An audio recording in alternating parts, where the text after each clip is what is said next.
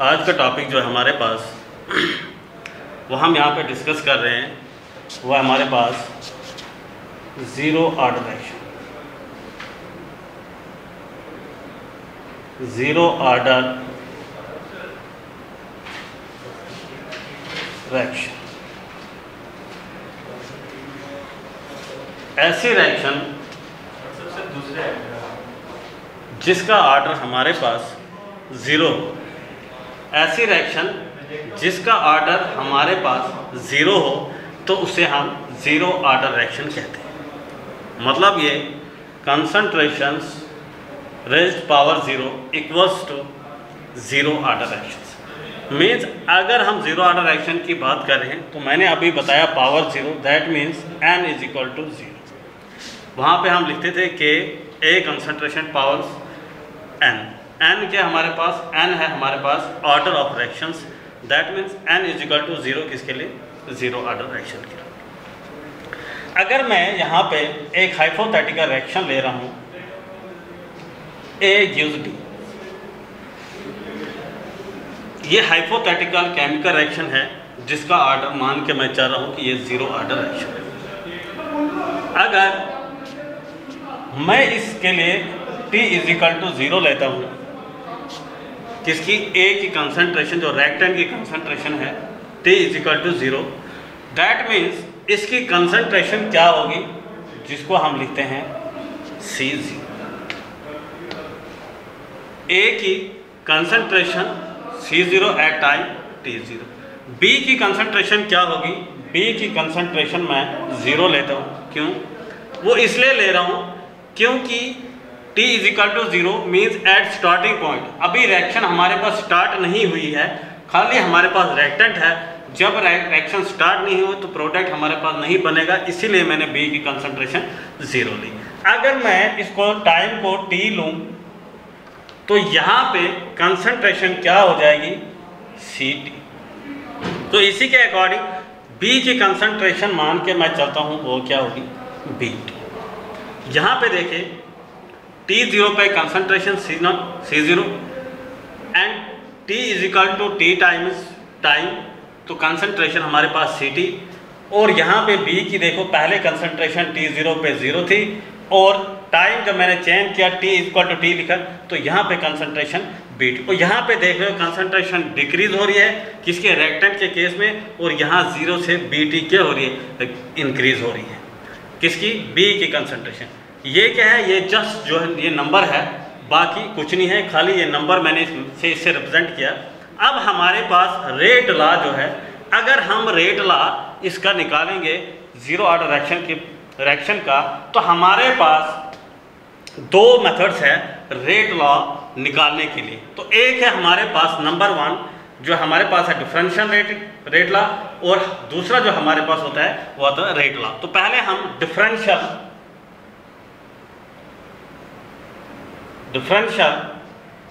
Rate law लेंगे। Differential rate law क्या होता है?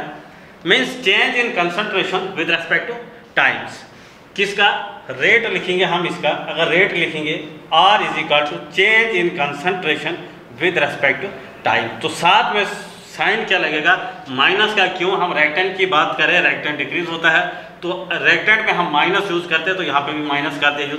इसको मैं ऐसे भी लिख सकता हूँ equals to change in concentration of A, change in concentration of A with respect to time, और साथ में साइन जो लगेगा यहाँ पे भी माइनस का लगेगा।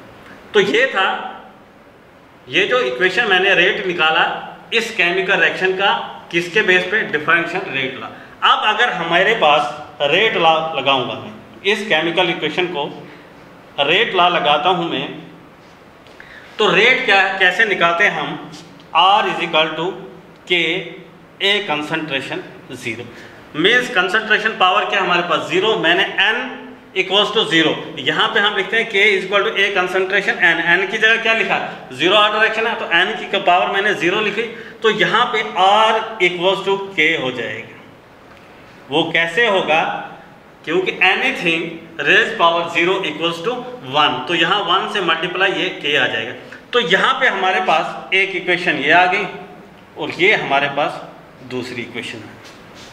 अब यहाँ पे होता क्या है, अगर हम इस इक्वेशन को देखेंगे, ये भी रेट को रिप्रेजेंट करती है, इक्वेशन नंबर 1 रेट को रिप्रेजेंट कर रही है, तो इक्वेशन नंबर 2 जो है, जो रेट ला है, ये भी रेट को रिप्रेजेंट करती है। अगर हम इन दोनों इक्वेशन को इक्वेट करेंगे तो हम लिखेंगे क्या यहाँ पे, minus dc by dt equals to किसके इक्वल आ रहा है हमारे पास, k के इक्वल आ रहा है। ये आई हमारे पास जब हमने इसको इक्वेट किया तो हमारे पास क्या आया, minus dc by dt is equal to किसके इक्वल आया, k। मैं करता क्या हूँ, इंटीग्रेटेड रेट इक्वेशन निकाल रहे हैं, मैं बोथ साइड इसकी इंटीग्रेशन करता हूँ, किसकी, minus dc by dt equals to integration of k। Integration जब मैंने की तो विद रेस्पेक्ट टू किसके करूंगा, विद रेस्पेक्ट टू टाइम में इंटीग्रेशन इसकी करूंगा। तो यहां पे देखो होता क्या है, ये और ये कैंसिल हो गया, वो आ गया integration of minus dc equals to किसके इक्वल आएगा, यहां k को बाहर निकाल देता हूं, इंटीग्रेशन ऑफ dt। तो यहां पे क्या होगा, इंटीग्रेशन डिफरेंशिएशन, जहां पे भी इंटीग्रेशन डिफरेंशिएशन कैंसिल होगी। अभी एक यहाँ पे क्या है, कंप्लीट इंटीग्रेशन नहीं है। कंप्लीट इंटीग्रेशन कब होगी, जब हम कंसंट्रेशन, यहाँ पे dc क्या है, कंसंट्रेशन को लगाएंगे, मीन्स इसकी लिमिट ले लेंगे, वो हमारे पास है, इनिशियल कंसंट्रेशन हमारे पास 0 है, और फाइनल क्या थी हमारे पास Ct, और यहाँ पे क्या करेंगे हम, 0 और t के लेंगे according to T, time, initial time, final time minus initial time. तो यहाँ पे होता क्या है, मैं माइनस को बाहर कर देता हूँ, और ये यहाँ पे कैंसिल होता है, C0 से Ct, यहाँ पे C बचता है, इक्वल्स टू यहाँ पे क्या होगा, K इंटीग्रेशन डिफरेंशिएशन कैंसिल, यहाँ final time minus initial time कर देते। तो यहाँ पे भी हम इसको करेंगे, सॉल्व करेंगे, तो जब हम इस इंटीग्रेशन को हटाएंगे तो यहाँ ये आएगा C लिमिट 0 से Ct इक्वल्स टू Kt। तो यहाँ पे लगा दो, जब C की वैल्यू निकालेगी तो वो हमारे पास minus Ct final concentration minus initial concentration is equal to Kt। तो वो आ गया हमारे पास Ct minus C0 is equal to, minus को यहाँ कर देता हूँ, माइनस Kt। तो ये यहाँ पे हमारे पास इक्वेशन आ गई, Ct minus C0 is equal to Kt। ये किससे आई, with the help of integration आई, क्या आई equation, Ct minus C0 is equal to Kt। तो मैं इस इक्वेशन को ऐसे भी लिख सकता हूँ, यहाँ पे Ct equals to minus Kt plus C0,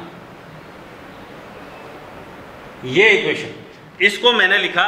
तो ये किससे आई इक्वेशन, हमें इंटीग्रेशन की वजह से ये इक्वेशन हमें यहाँ पे आई।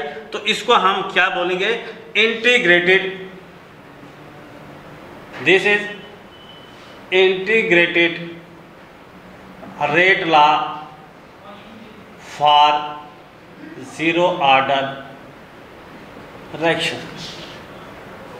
ये हमारे पास यहाँ पे इक्वेशन जो हमें चाहिए थी वो हमारे पास आ गई, इंटीग्रेटेड रेट इक्वेशन किसके लिए, 0 ऑर्डर रिएक्शन के लिए। तो अगर हमारे पास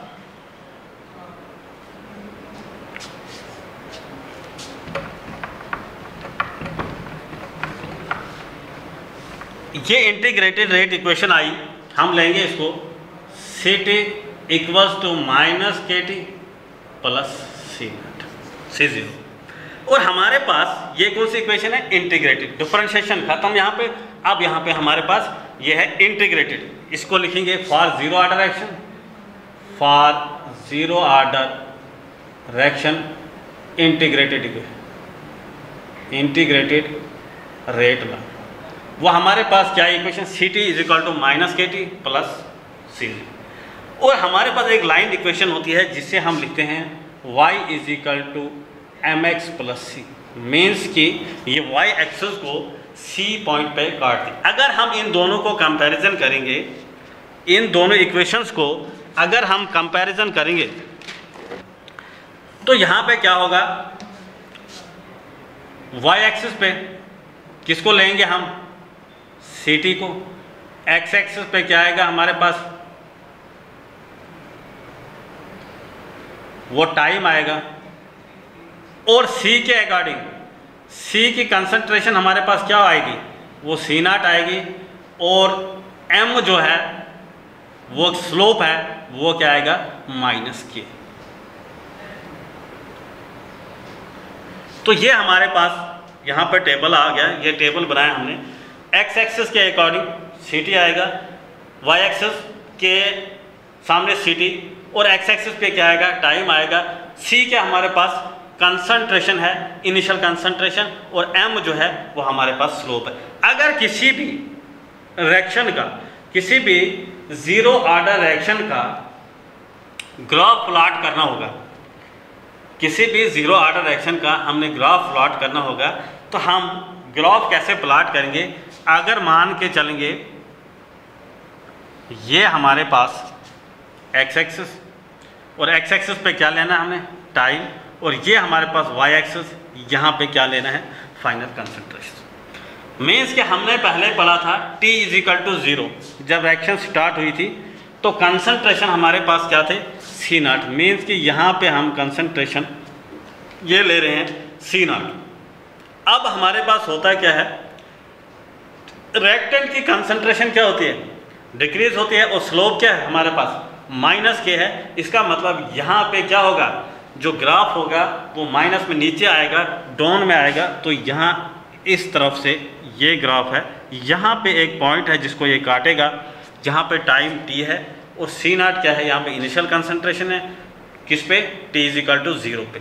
अब हमारे पास टाइम है, अगर हमसे कोई पूछता है यहाँ पे टाइम बताए इस पॉइंट पे, तो हम क्या करेंगे, हमारे पास इक्वेशन है ct = -kt + C0। तो ct क्या है हमारे पास, हम इसको 0 लेके चलेंगे। यहाँ पे ct क्या है, 0 = -kt + C0। तो हमने निकालना क्या है, यहाँ पे -kt + C0 है, तो kt = C0, और टाइम निकालना है, t पूछा इस पॉइंट पे, t = C0/k। तो यहाँ पे इस पॉइंट की वैल्यू क्या होगी, वो होगी हमारे पास C0/k। कौन सी, इसके पास। और ये जो स्लोप जो होगा इस इक्वेशन का, वो होगा हमारे पास -k, जो यहाँ पे हमने पहले ही निकाला था।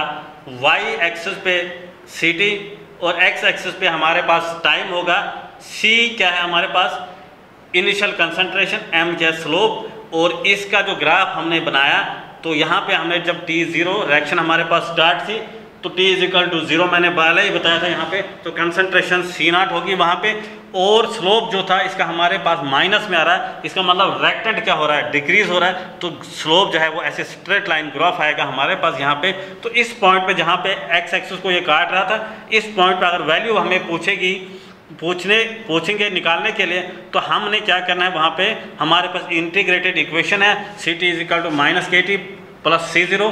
तो ct हमारे पास यहाँ पे क्या लेंगे हम, ct = यहाँ पे 0 होगा, यहाँ पे t क्या है 0, यहाँ पे ct 0 होगा, वो आएगा = -kt + C0। जब 0 की वैल्यू पुट करेंगे यहाँ पे, -kt + 0, kt यहाँ चले आएगा, तो माइनस खत्म हो जाएगा, = c। यहाँ पे t निकालना था, C0/k आ गया। तो ये हमारे पास था इसका ग्राफ, किसका, जीरो ऑर्डर का। कोई भी केमिकल रिएक्शन हो तो इसका ग्राफ हम इस तरह से निकाल सकते हैं, किसका, जीरो ऑर्डर रिएक्शन का। तो आप इसका स्क्रीनशॉट भी ले सकते हो, जीरो ऑर्डर रिएक्शन का, डेरिवेशन का। तो इसके बाद हमारे पास जो है हाफ लाइफ होता है इसका। अब हम क्या करेंगे, इसका हाफ लाइफ कैलकुलेट करेंगे।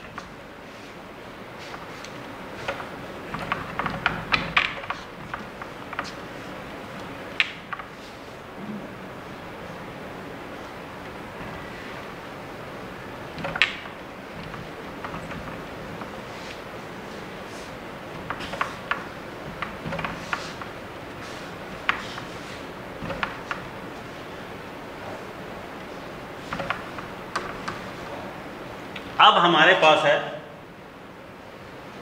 Half life period zero order का रिएक्शन। तो हाफ लाइफ पीरियड होता क्या है, वो पार्टिकुलर टाइम जहां पे कंसंट्रेशन किसकी रिएक्टेंट की में इसकी इनिशियल कंसंट्रेशन उसके हाफ हो जाए तो उसको हम हाफ लाइफ कहते हैं। तो यहाँ पे हाफ लाइफ पीरियड में हम किसकी बात करेंगे, T is equal to T1/2 means half.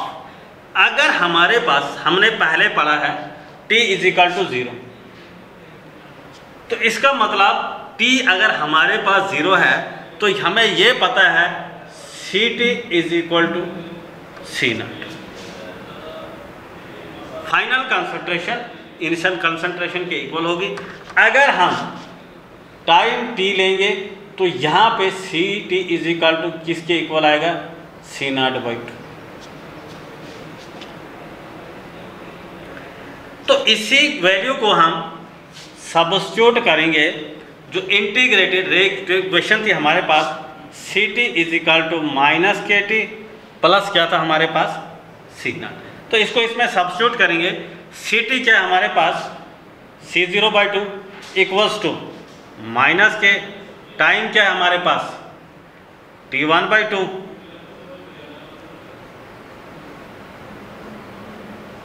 Plus C0। तो मैं करता क्या हूं, इसको इंटरचेंज कर देता हूं। तो यहां पे क्या है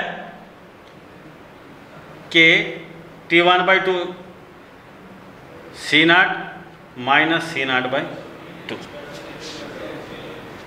यहाँ पे के T1/2 इज इक्वल टू इसका एलसीएम निकालो, वो आएगा हमारे पास टोटल बना के C0/2।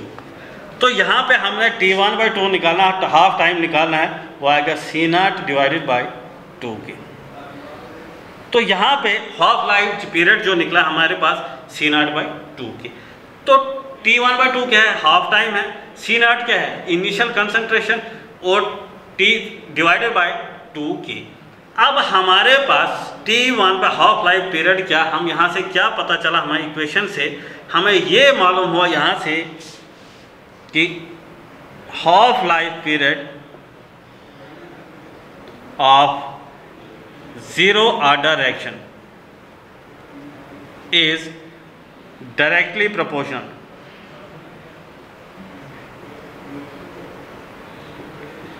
To the initial concentration.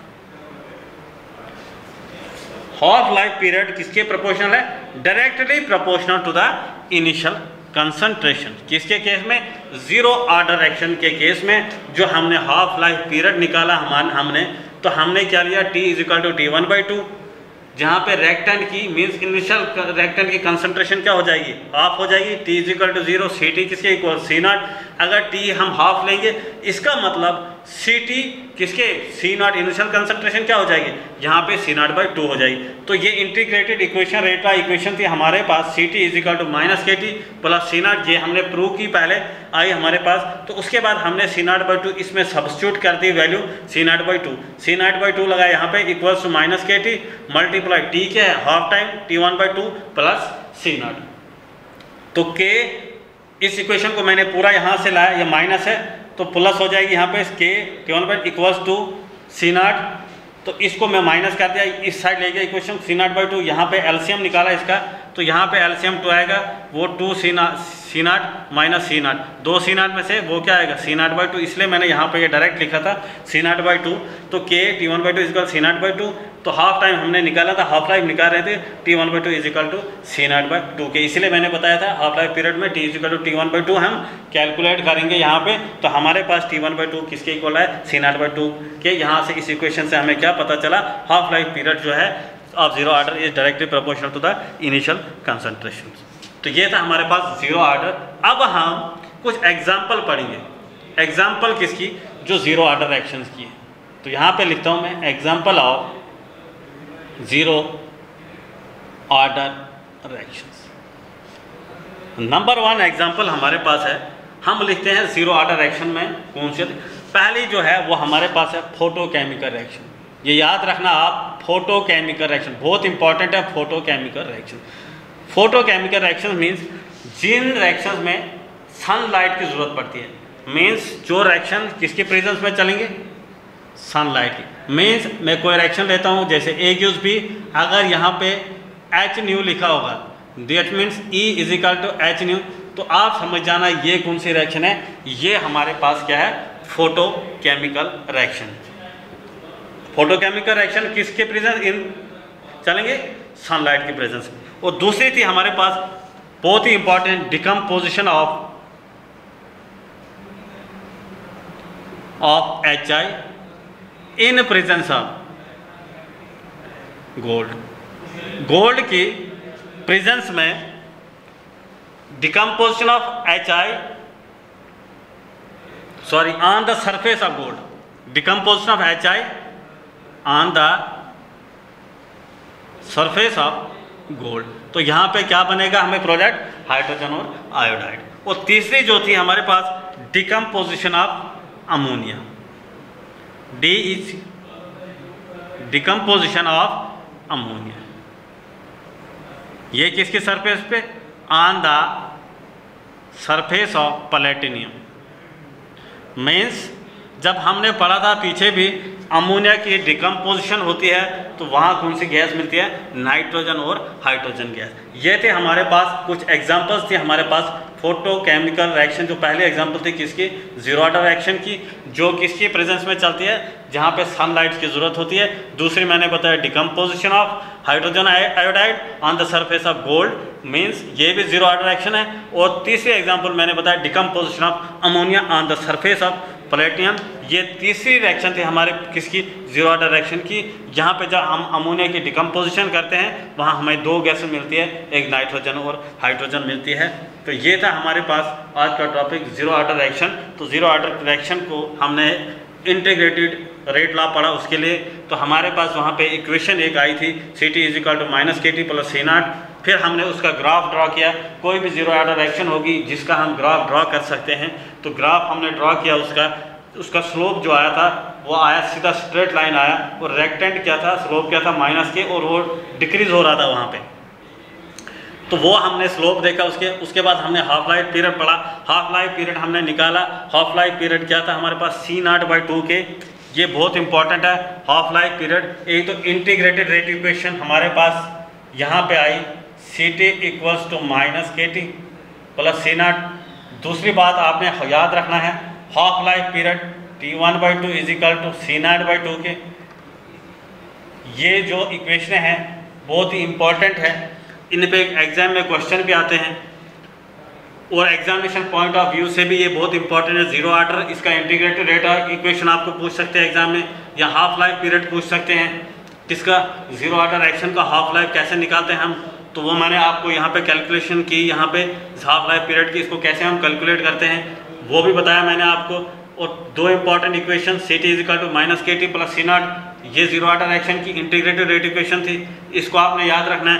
दूसरा हमने जब हाफ लाइफ पीरियड इसका निकालना है, T1/2 = C0/2K। C0 जो है ये इनिशियल कंसंट्रेशन है।